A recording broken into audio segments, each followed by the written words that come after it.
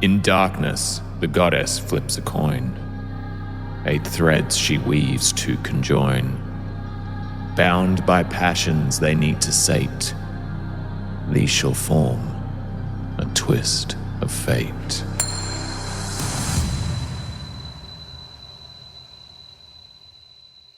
What is it like to face my fear? I'm living my fear. Every day, I have to live in the constant fear of what happens next, what I don't know, what could be happening, where is she, how it will all end. Okay, so, I don't actually think about any of my fears. I just sort of, shove them down real good into, a little corner of my brain, and then I, shut that door real tight until I get frustrated or irritated or, a little bit hungry, and then I just sort of, freak out and go into a blind killing rage. Maybe I should, journal about that. Fear is like facing the ocean and trying to control it. I can't control the ocean. We come back in as Sazey confronts the one who has brought all of this darkness into her life.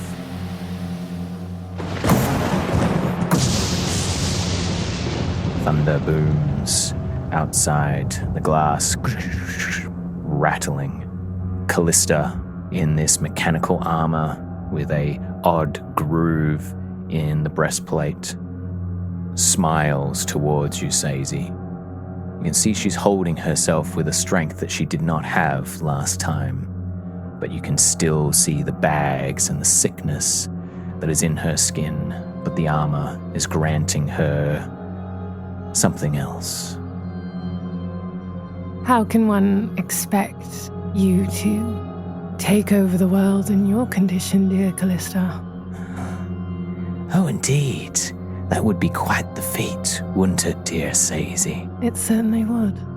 But I'm not working alone. You see, your daughter, my daughter, I should say, is here to help me with that.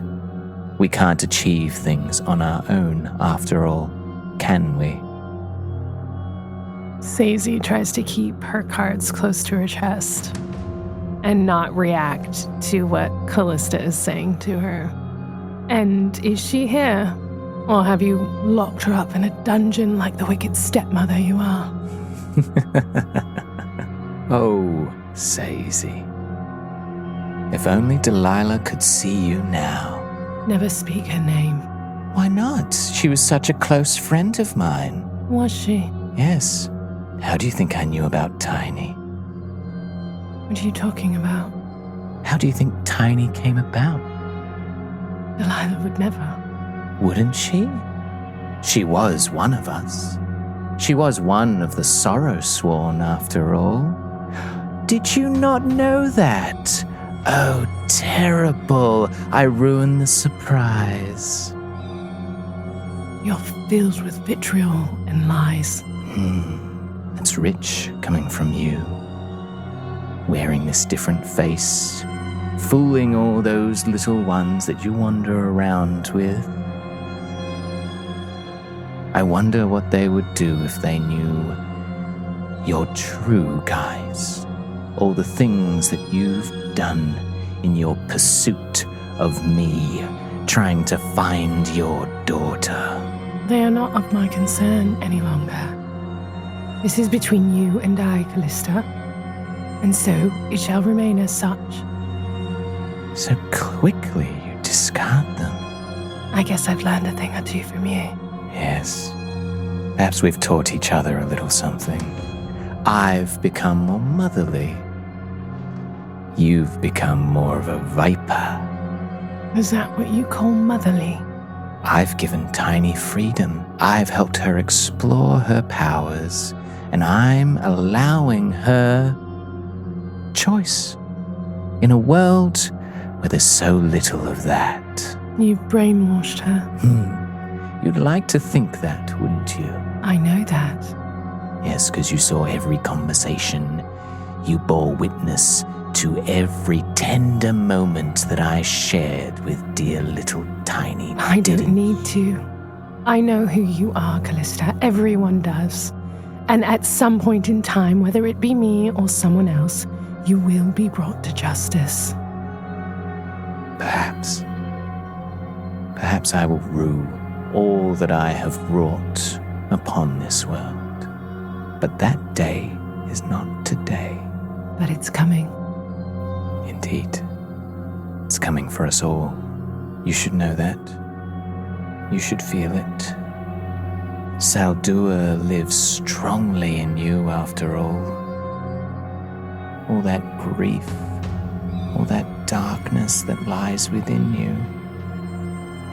It's like a pit inside of you, eating you up from the inside out. He could teach you things about it, help you harness it. You could join us, even after everything that you've been through, put us through. I'm sure that he would rather you join him willingly than he force you to bend the knee. I could be convinced. Obviously, for a prize. Let me guess. You wish to see my daughter? Well, aren't you smart? All right. Why don't you come with me? You can help us. You can prove yourself. Be a part of the change that we are bringing to this world. And I will vouch for you. Not only in the eyes of Barran, but I will vouch to you before the altar of Saldua himself. We could be sisters. Who knows? Perhaps we could even be like you were with Delilah once. What will you have me do? For now, just follow. She turns, begins walking towards a different spiral staircase, heading up towards the roof as more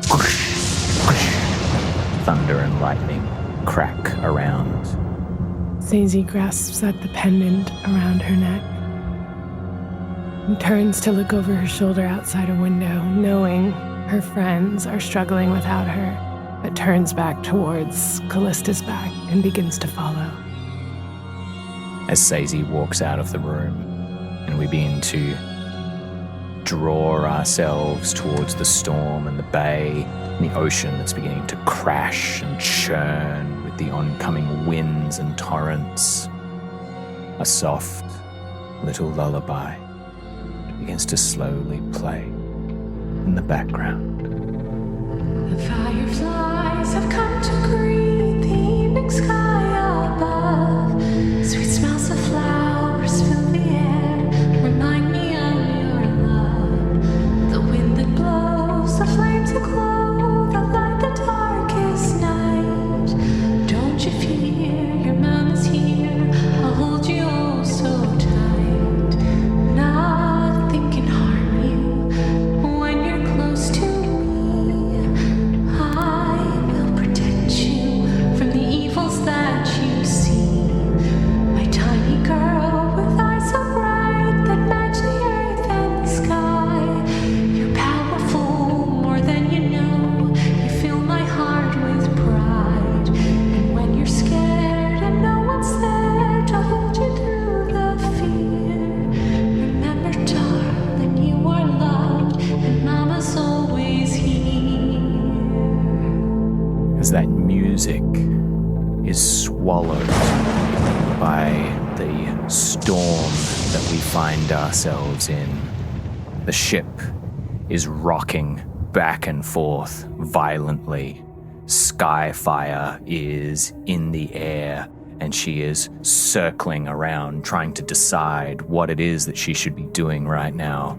Fennec still astride her. Underneath, the chaos fills the ship. The other storm singers have drawn their weapons and are getting ready to assault those that have dropped down onto their ship.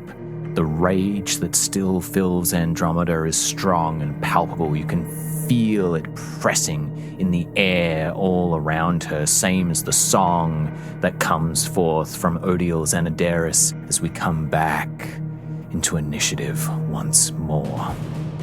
Gret, after looking over the side of the boat, mutters to himself, "What kind of a boat doesn't have a rowboat?" And then a plan B forms in his head. He sees Skyfire above and then calls to Skyfire, "Okay, we're gonna need to do an airlift." He grabs some ropes tethered to the side of the ship, tosses one to Aiko, and says, Aiko reaches out and just by instinct grabs it. He's just looking at you, eyes are bugging out of his head. "You need to take care of Val." Aiko looks back at Val, who has managed to successfully not only intimidate 2 individuals over the side, but also knock 4 others back. And Aiko just looks back and goes, sure, yeah, great, I got her. "Just do what I do." And then Gret's gonna run over to Andromeda, hook the rope around Andromeda, and throw the other side of the rope into the sky. Ooh, all right. And first checking in, Andromeda, are you going to allow this action to happen? No. Okay, Gret, how are we going to do this?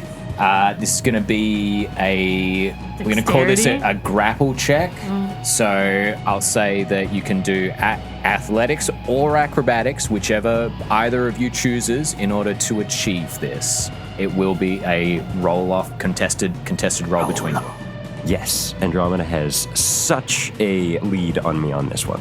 Let's say a grapple check against a raging barbarian. Unless, of course, I get your boy Gret advantage, rolls a natural 20. Oh, damn. Okay, Andromeda, you do have advantage in this circumstance. Not nat 20, 24.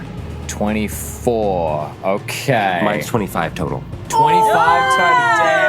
Damn. Gret, play it out how you want this to happen.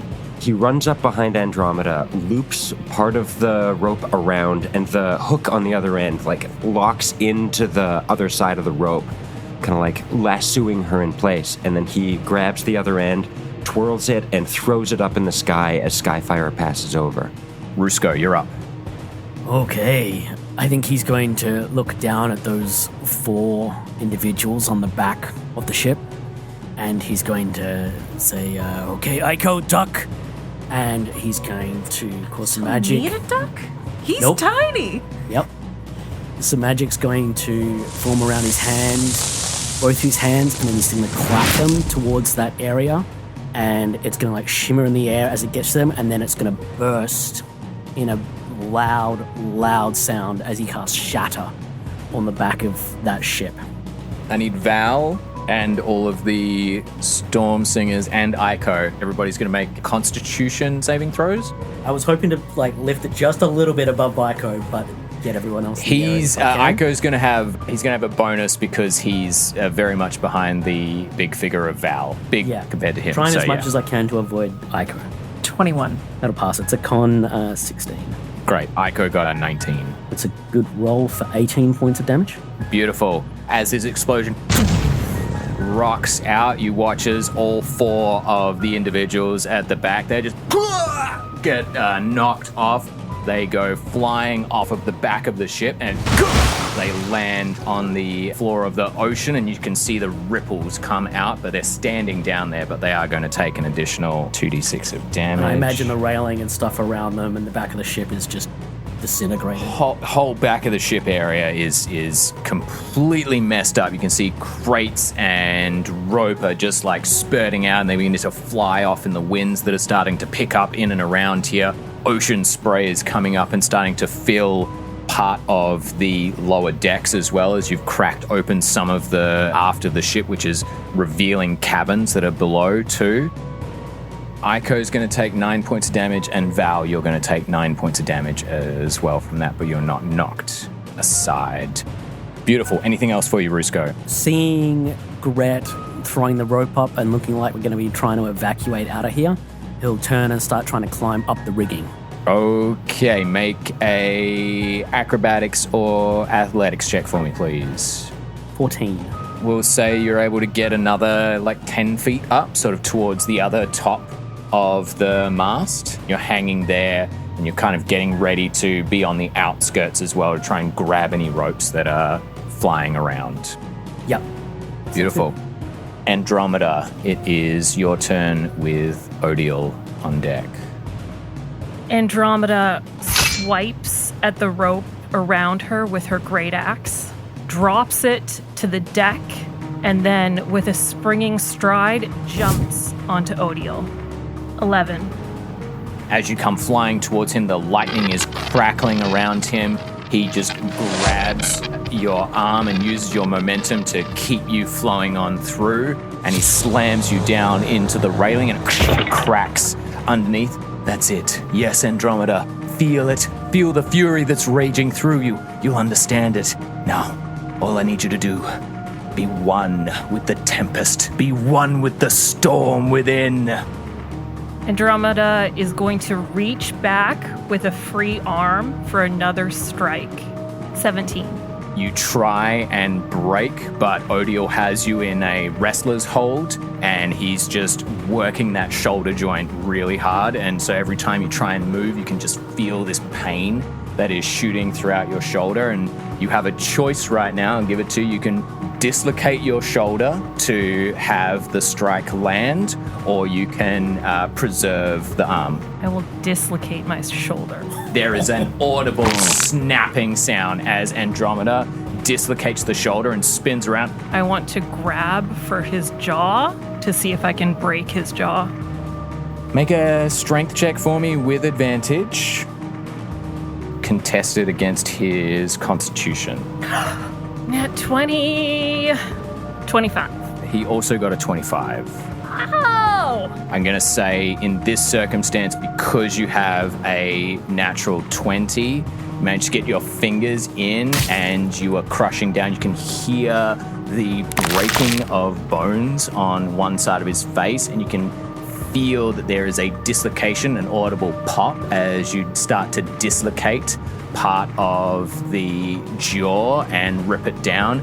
As you do so, you watch as his eyes just bulge, and then they turn completely red. Lightning is streaming out from the sides, and it's beginning to glow and crackle around him from his tattoos, and the two of you begin to float in the air as you are holding on to him and he is holding on to you, and it's just two rage demons that are just fucking beating the shit out of each other in the sky right now.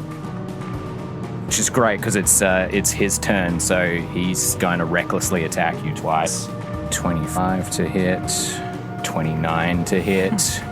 One goes into your face, the next one punches you right in the abdomen where he slashed you earlier, and you feel that fist pierce through some of the torn flesh, and then the lightning begins to crackle out even from his fist. You're going to take 5 points of bludgeoning down to 2. Sorry, going to be 4 because of the 2 strikes that you're taking there.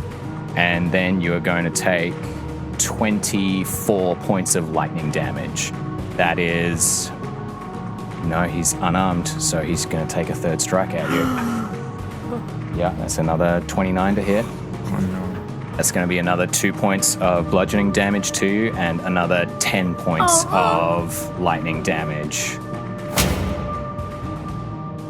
Odiel rips your hand from his mouth, and now he is holding you, floating in the air above the ship. The other hand that is down near your abdomen slams inside, and you just feel this bursting of electricity that crackles through you. Everybody's there just watches as this lightning shoots up red, streaming out, blood coming from Andromeda, and her eye the socket is just burnt and cindered as Andromeda drops down to the deck with a boneless crunch. Odiel is now floating in the sky. Red lightning is coursing all around him, and blood is just streaming down his arm. I am the storm! After Odiel, as he is there floating, exultating in his own strength, the storm is crackling, waves are crashing on the ship and go into the depths of the water as bubbles are escaping up and around. Kynden, invisible to all eyes, has landed in the ocean. As if outside of her own control, Kynden's limbs spread wide as she is pushed and swished, strewn around the ocean like a leaf on the water. The invisibility still holds, but for the passing fish that swim by, all they see is two dark flames. A light, steam beginning to rise from them, bubbles slowly swirling. That dark flame starts to swirl around. The water that is here, icy and cold, begins to heat.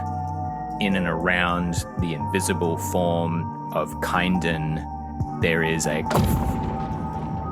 building of pressure, and you can feel like all of the water is being drawn in and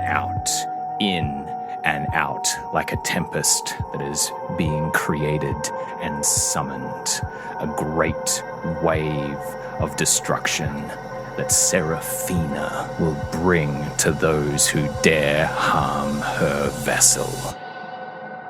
Val.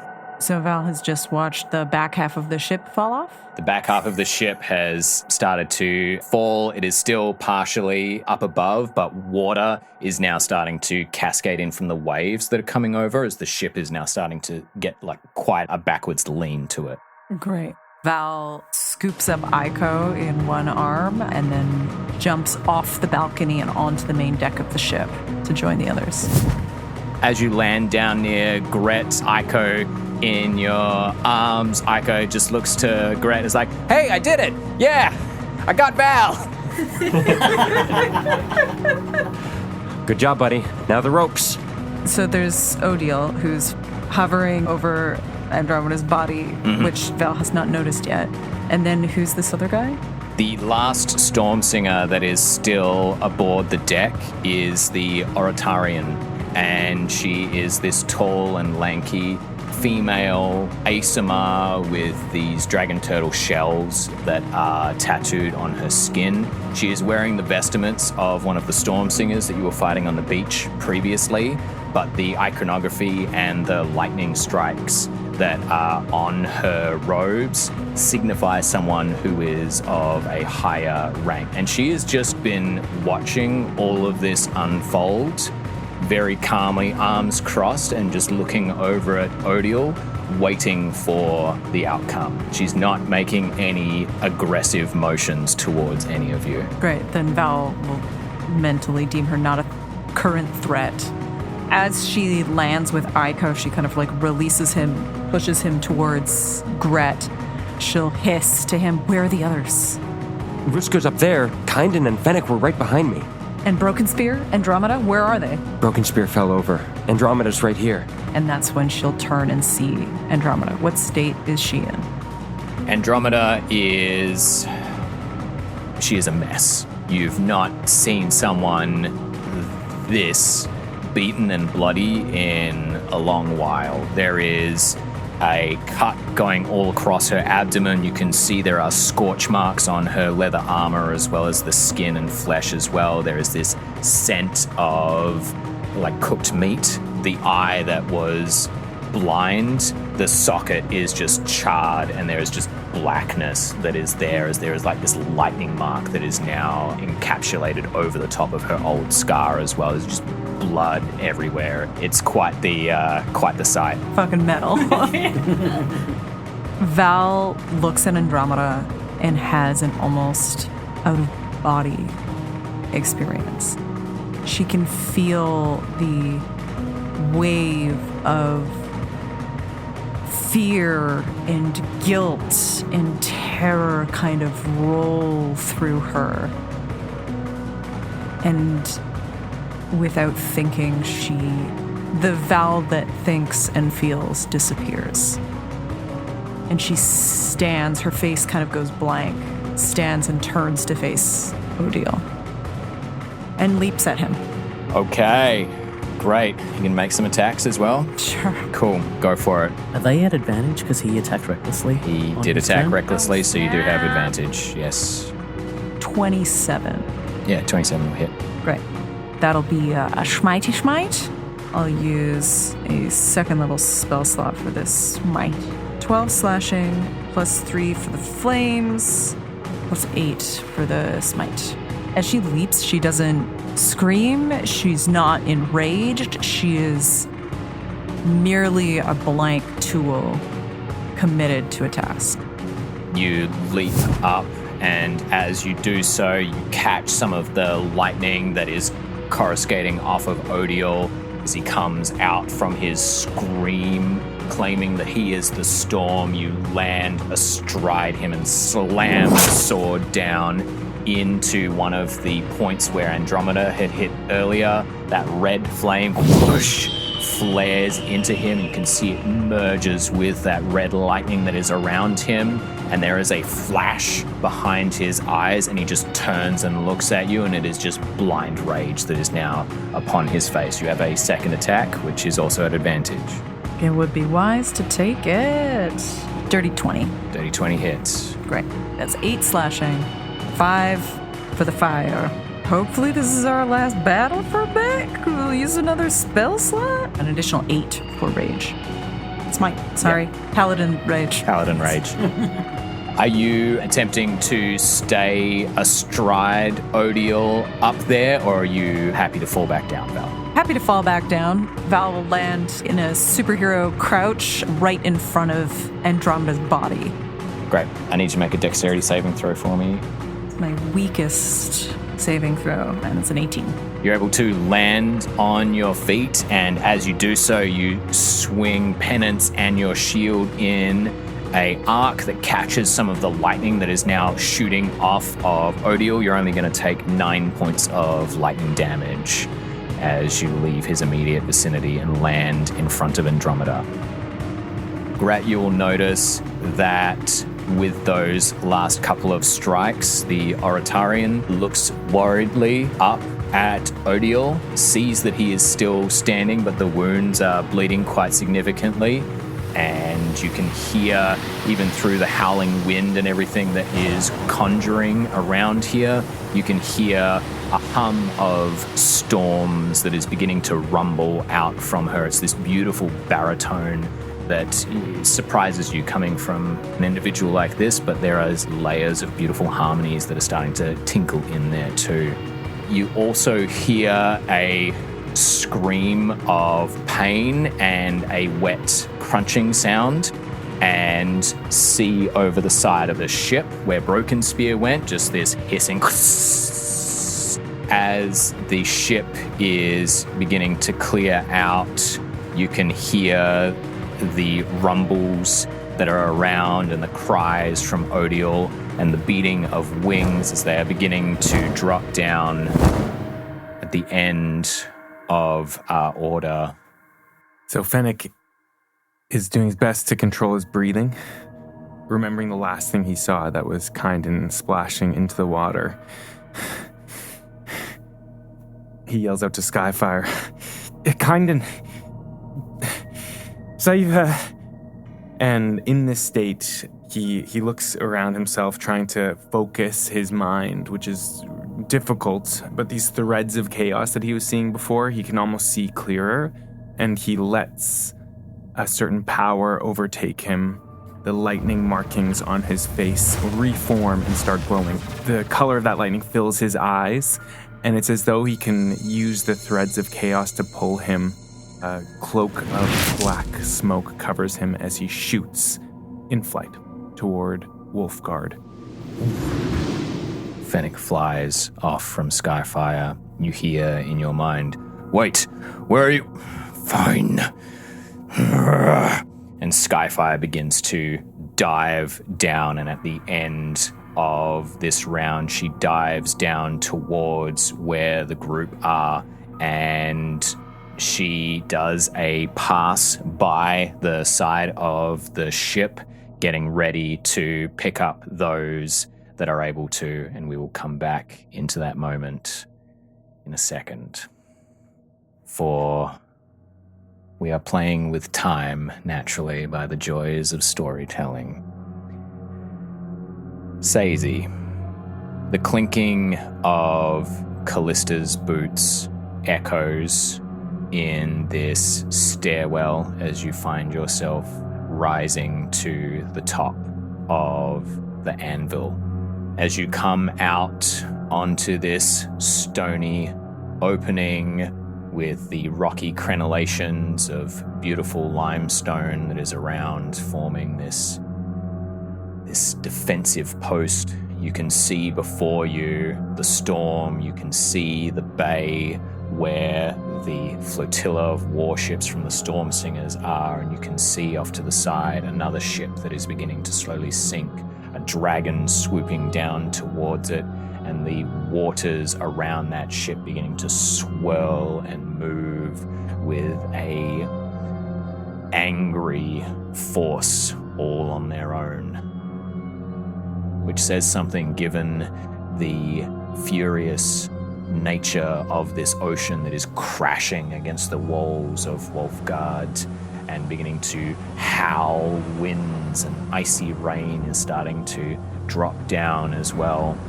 The wind kicks up, blowing into your face, and you are almost instantly drenched as you walk out.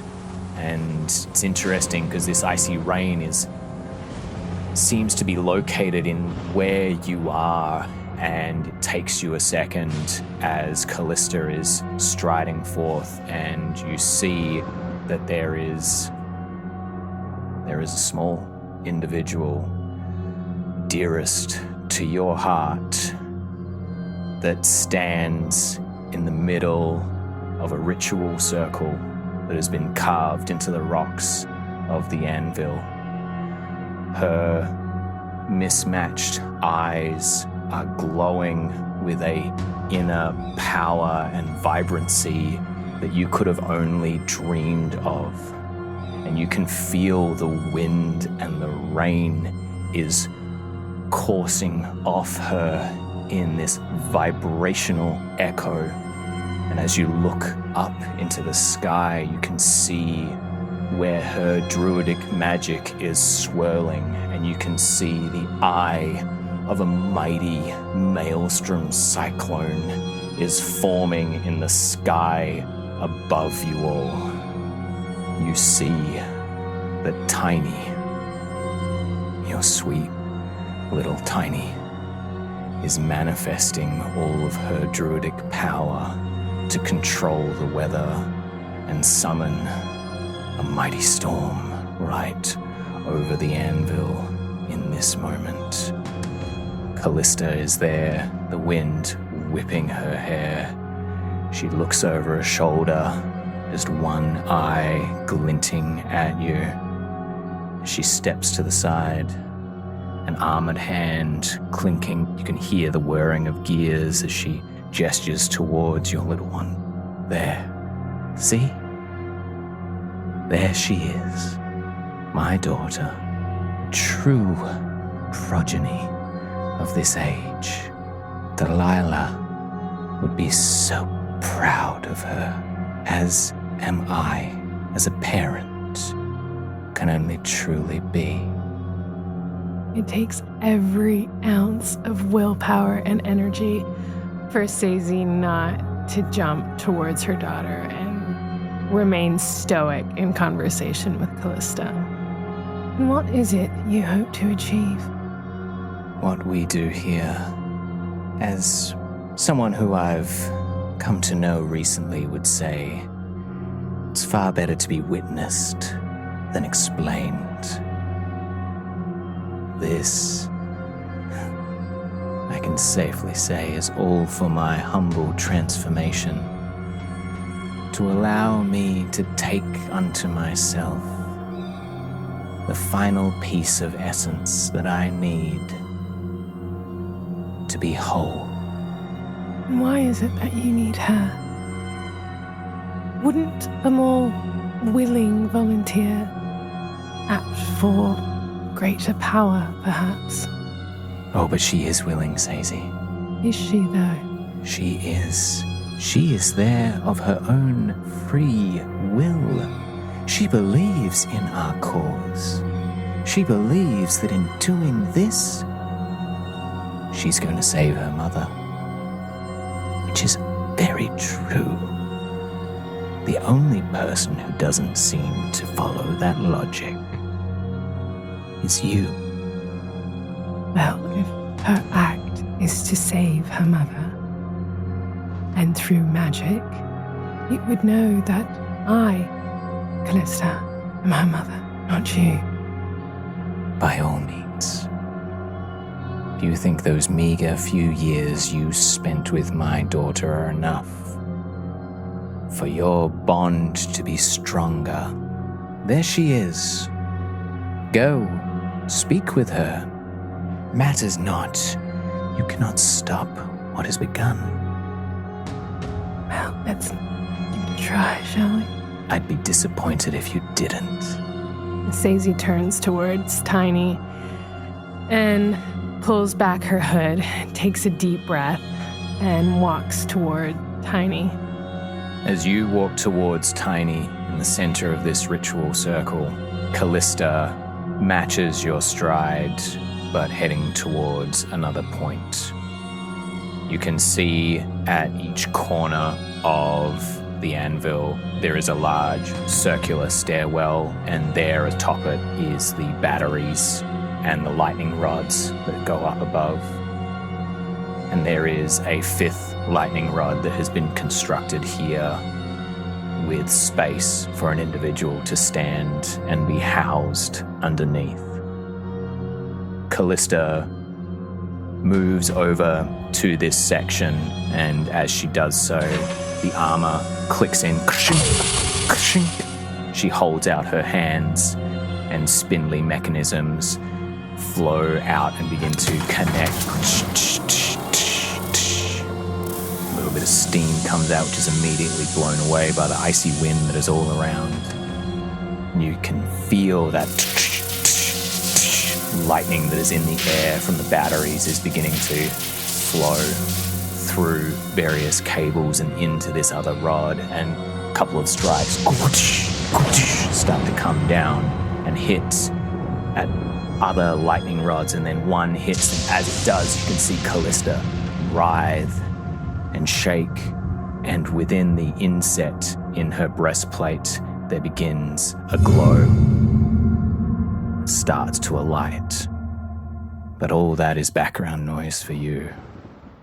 Because in the middle, in the eye of the storm, your daughter, she's focusing,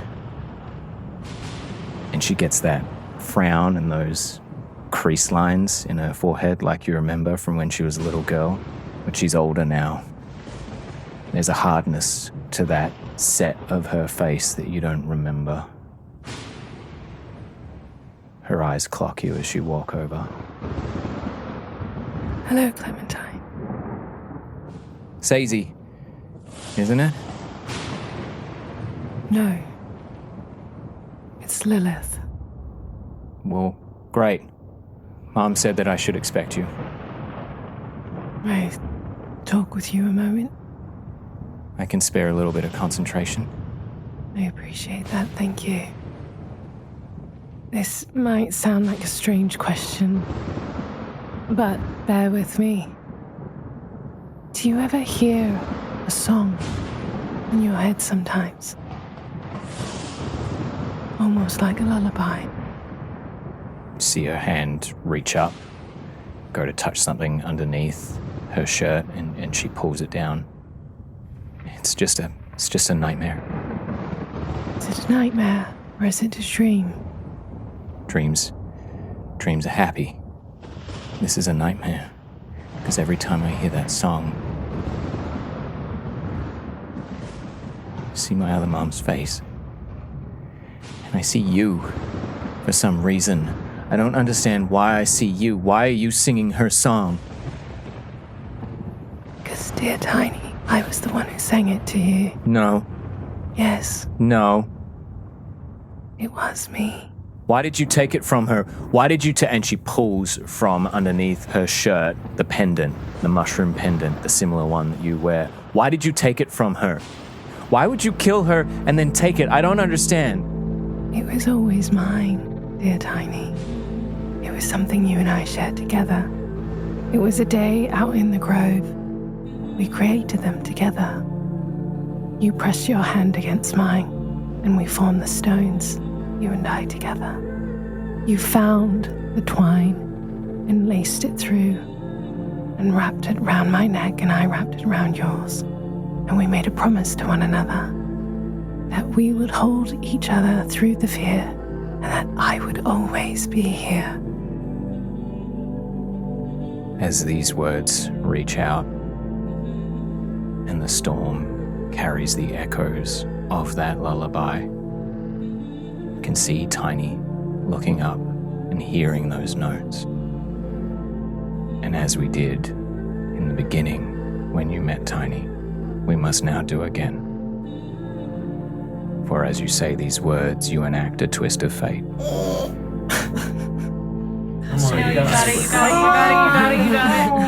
You got it.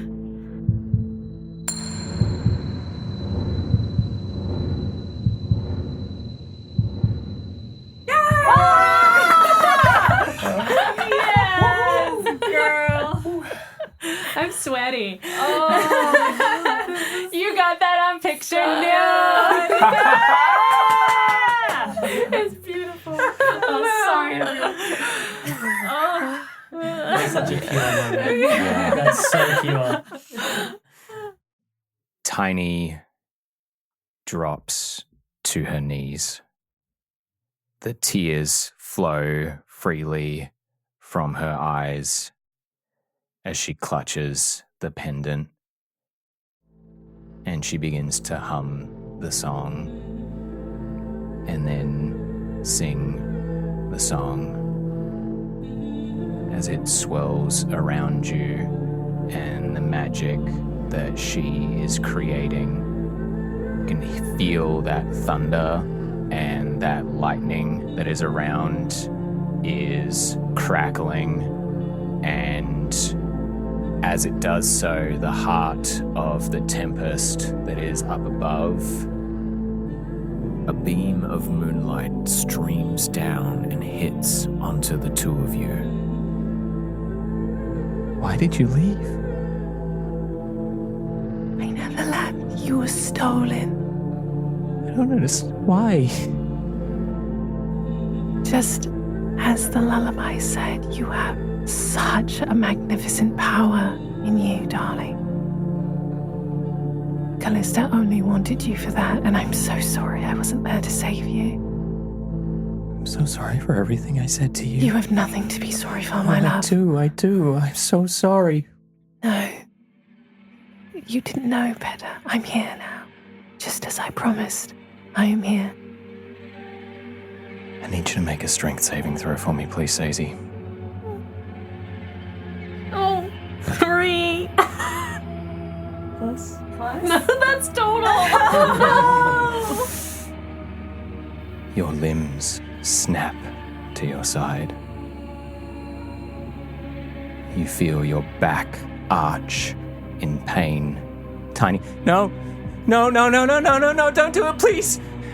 And you are pulled back, and you feel your neck slam into a hand. And as you turn, you see the glinting eyes of Barran staring back at you. Such a tender moment. I do appreciate these convergences that fate puppeteers. Don't you, Sazey? Thunder crackles overhead as a dragon swoops down because we are not done yet this day. Skyfire, streaking down water, is rushing away from her as she is flying alongside this ship as waves as big as her are beginning to churn and smash into her, but the psionic shield that she has around her is pushing them away as she is swooping down by this ship. Rusco and the rest of you can feel that this storm, this tempest is brewing and Skyfire is coming down. Gret's not going to do too much to change the battle. He's going to cuss to himself a little bit about being like, why doesn't anyone want me to save them? And then wraps the rope back around Andromeda. Save Iko. Yeah, Iko's probably the only one that listens to me. Wraps the ropes around Andromeda and spins the other side of it, ready to throw it so that Skyfire can catch it. Great. Gret is ready. Rusco. Rusco will run across the mast and leap onto the back of Skyfire. As you leap out, Gret lets fly with the rope and Skyfire's mighty jaws clamp down onto it.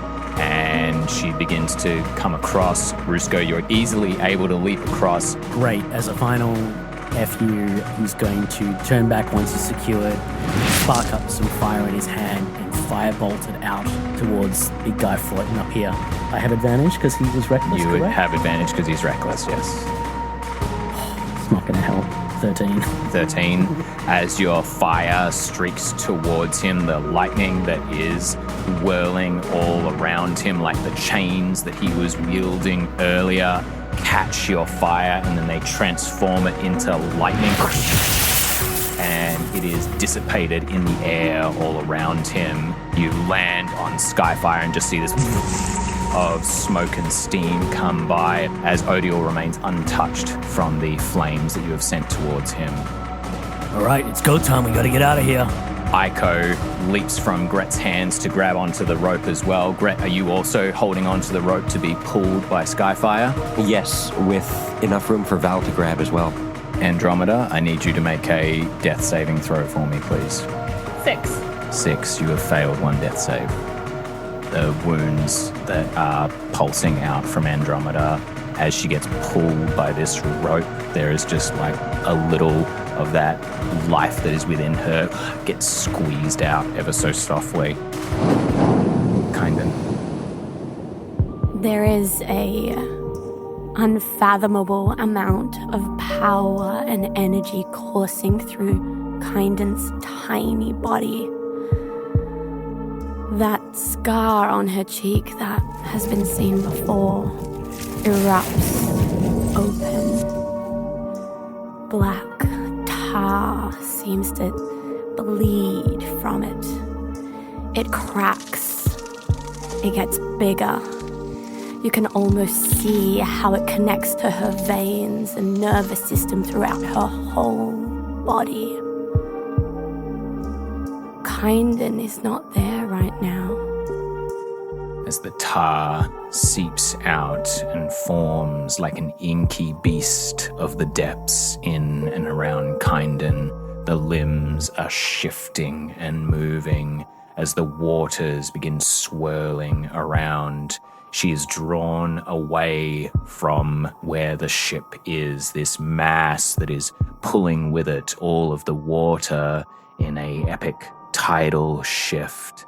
As Kynden's blackness seeps throughout, we watch as a figure of stone reaching up towards the light of the surface slowly sinks down, the last vestiges of their movement sapping away as the steam rises and the lava within cools, and Broken Spear finds himself trapped once more in a different kind of prison, frozen by the nature of these icy, cool waters. Odiel, floating in the sky above this ship, lightning crackling around him. The skies above begin to thunder and lightning begins to crack down into him, and as it does so, you can see that he is beginning to glow with more and more power. You look over. Val is the last one before leaping off of this ship. Yet again, left to hold the line whilst the rest of your party flees. And you hear as the Oratarian cries out, "It's time, Odiel. It's time for the Xanaderis to rise as its avatar of Zades and break the anvil." The lightning that is swirling around Odiel as he begins to rise further up into the sky, and water begins to seep and swirl, and as it does so, you look out to your right and you can see the flotilla of warships, that red lightning that is cascading, is beginning to come down into the water, and it is shooting through like serpents underneath the sea, and it's coming up and bursting out and slamming into Odiel. He is just writhing as all of this energy and this arcana is flooding into him right now. Val, Skyfire is flying beside this ship. What do you want to do?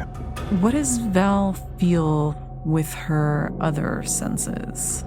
Now that the immediate party has been cleared, there's no one she recognizes on the ship.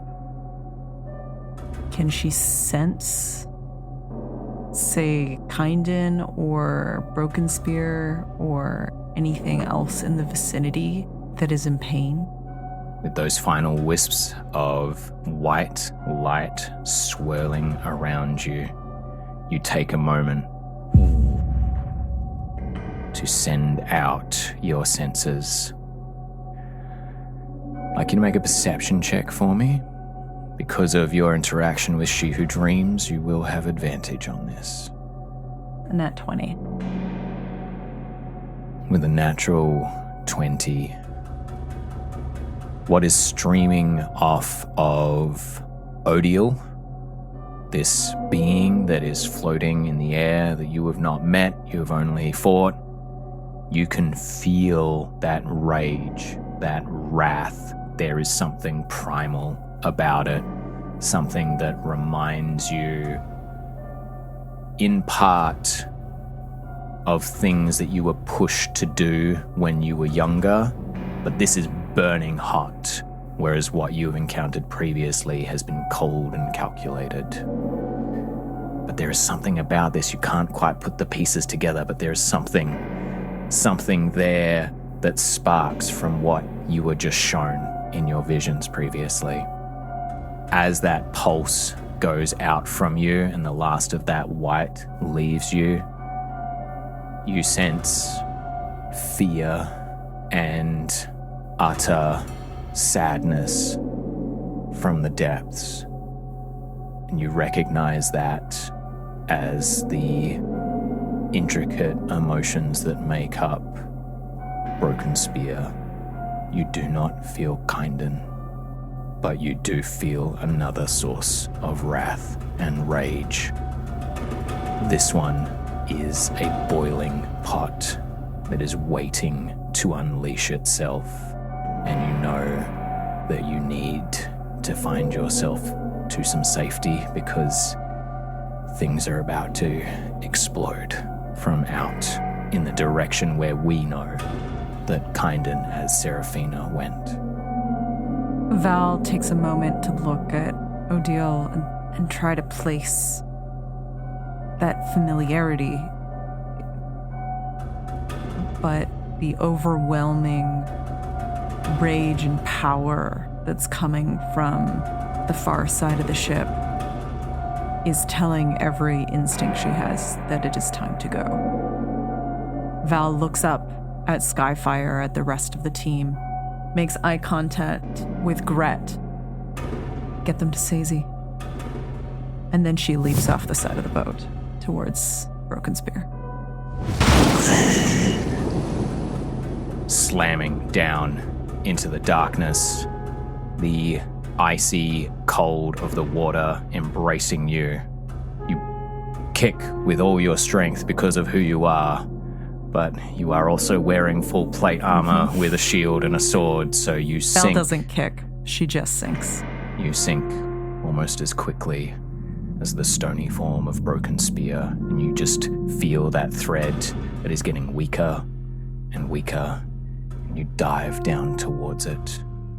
As a shark swims by and the movement of the ocean transitioned into wind and a black flowing cloak that is threads of gold streaming off into the distance. Fennec lands himself in front of a dingy-looking pub. He's still in tune with these threads of chaos that are weaving around him. He can see them almost and feel them and feel what they mean. And he feels two particularly strong. One of them leads him into this pub. And he can feel that the chaos that brings is one that, kind of like a bull in a china shop. It's one that brings a type of chaos that he ends up being very alone in. The other one is bringing him deeper into the city, towards Sazey. And this one brings a whole other kind of chaos that he doesn't feel so alone in. That is scary, but there's something more there for him. As he looks at these two options and kind of weighs them, he feels a little detached, but he knows that he's going to follow the one towards Sazey. And as he makes that choice internally, the kind of rage that was waiting for him on the boat, that was one of the many things he thought he was escaping, just takes over. And he feels the necklace around his neck. And he thinks of Sazey as he lets the power of the necklace ripple through him and through the city. And he starts to run towards where the necklace is leading him. The hum of the city is building. As Fennec races through Wulfgarde, the lightning that is crackling down and hitting into the various lightning rods that are placed throughout the city are being energized. You can hear a Klassen alarm. Anybody who is able to is grabbing their weapons. They were prepared for this. They knew that this was going to happen. You see guardsmen in this beautiful aluminum armor that has these various rods that are and spikes that are coming off of it with threads of copper all throughout. They're racing forward, helms under arms, spears on their shoulders, heading towards the crucible, towards the outer walls.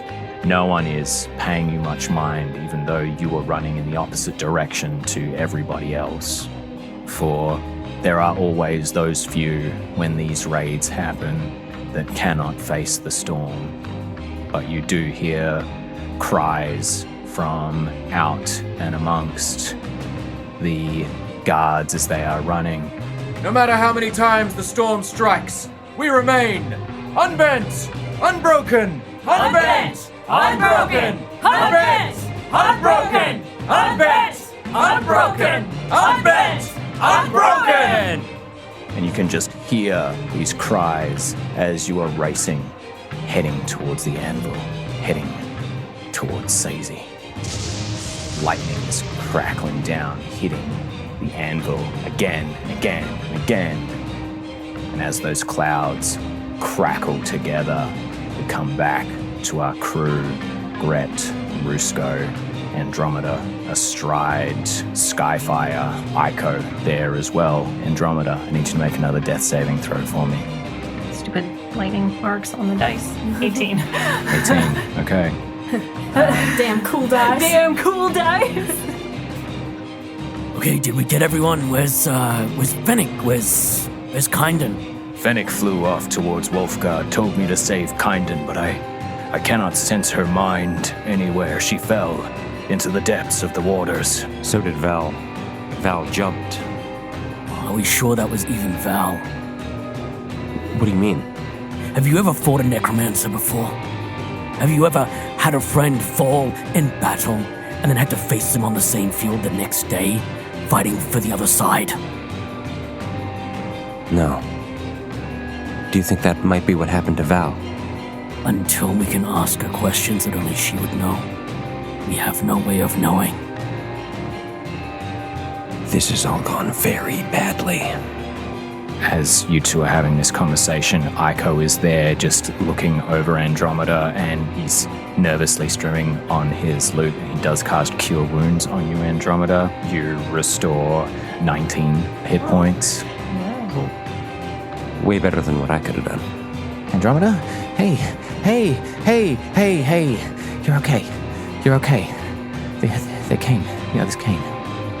Andromeda looks wildly around her, feeling like something is missing inside her, and realizing she doesn't have in her hand the thing that's seen her through all her adventures so far, before she met any of this crew, when she was alone by herself in the woods, her great axe. And she looks at Aiko in bewilderment. Where's my weapon? Where's my great axe? I don't know. I'm sorry. I just had to get out of there. Odile, he's... I can't leave her behind. She's my first friend. Aiko looks over to Gret and Rusco for some support in this matter. Well, Mr. Leader. Can I see where my great axe is? You can make a perception check for me. Nat 20, 24. As Skyfire is flying away, you can just feel that pull, that connection that you have. Valkyrin is still on the deck of the ship. Andromeda unties the rope from her and drops back down to the deck of the ship, aiming for her axe. What the fuck is happening right now? Andromeda. That was Andromeda. That was beautiful. Thank you for that. One more time. Yeah. It's fine, I got her. Here we go again. And Skyfire swoops down as Andromeda. You drop down. You land in with a sploosh into the waters, and then you're able to climb up to the side of the ship and grab a hold of Valkyrin once more. You can see, highlighted by the lightning, is the Oratorian, Tyrun, who is now standing at the forefront of the ship as it is at a odd angle. And you can see that the other storm singers who had been knocked off are gathered around, and they are all joined in song around the figurehead, which is coruscating with lightning. The metals are glowing with these beautiful runic carvings, and all of this energy is being flooded up into a figure that is floating at 120 odd feet above the water. Red lightning is coursing up, and water is forming into this tornado underneath and swirling up to where Odile is.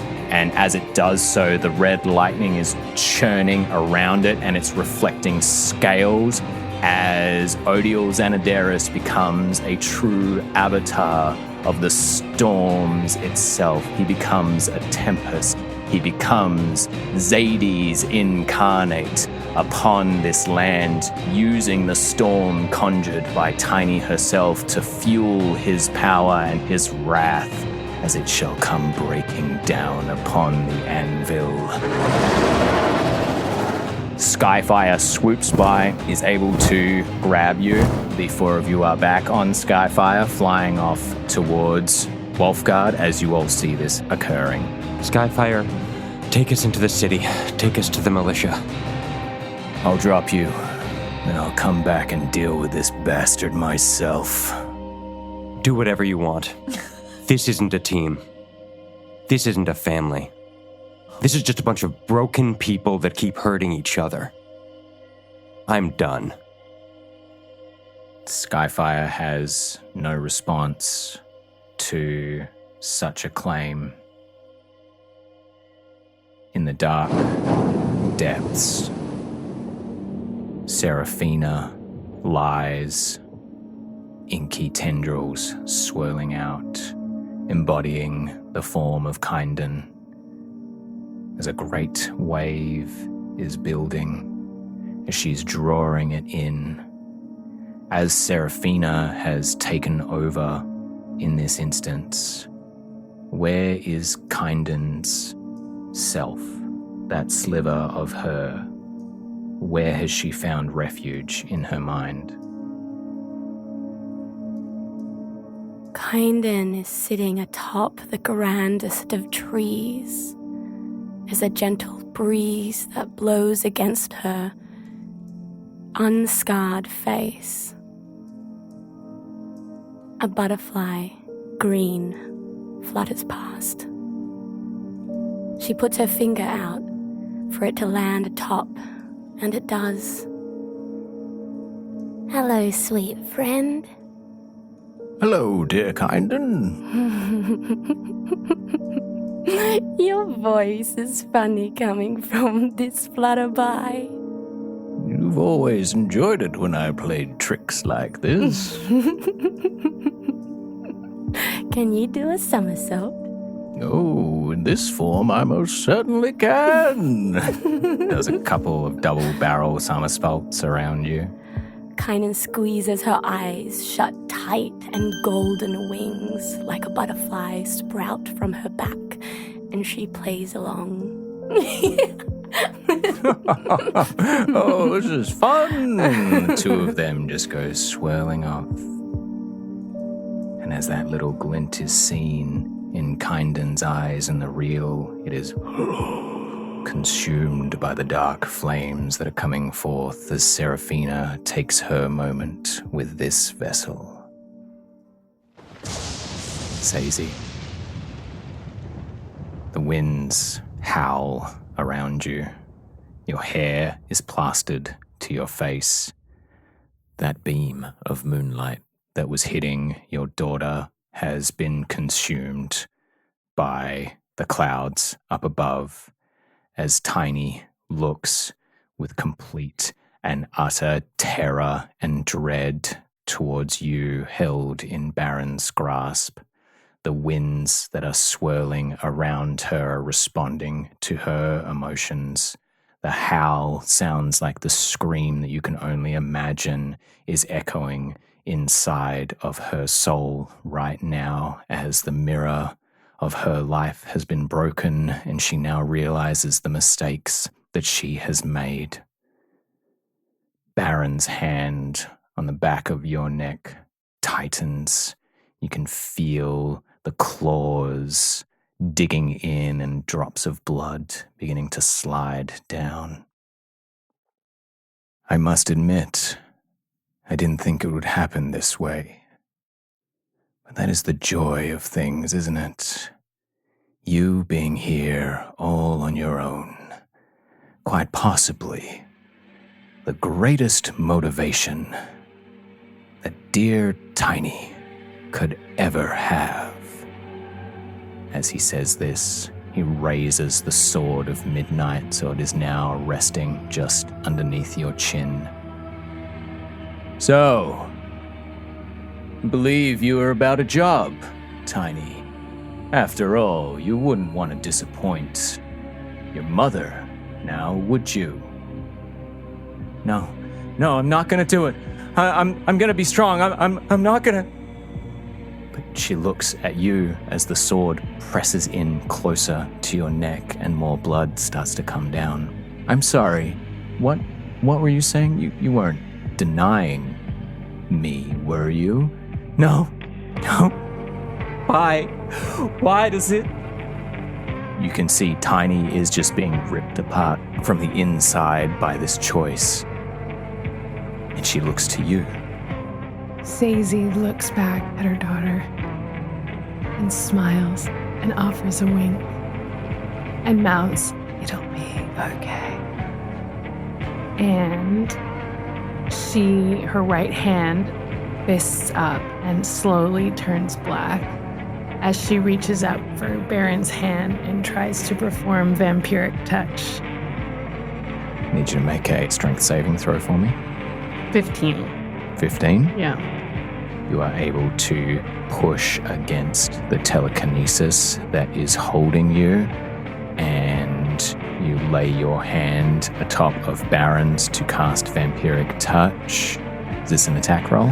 Yeah. Okay, make an attack. Oh, yeah, of course. As you reach up, hand shaking, trying to grasp onto his own, you just feel yourself yanked and slammed down into the floor as Barran uses the magic at his command to hold you down, and you can feel the blade of midnight against the base of your neck, and you feel as it traces its way down towards your lower back.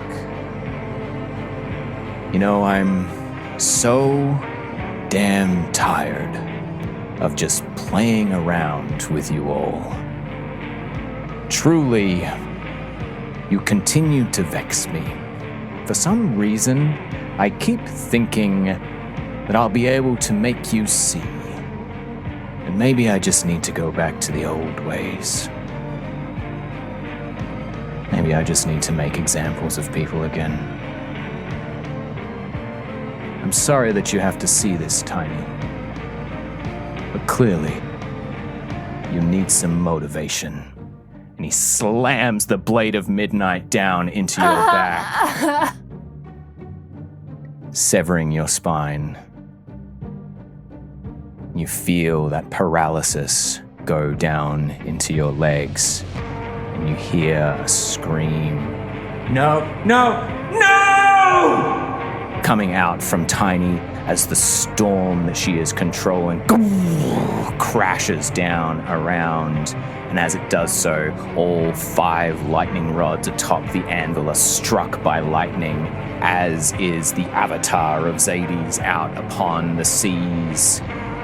The storm is here, and the storm will now rage.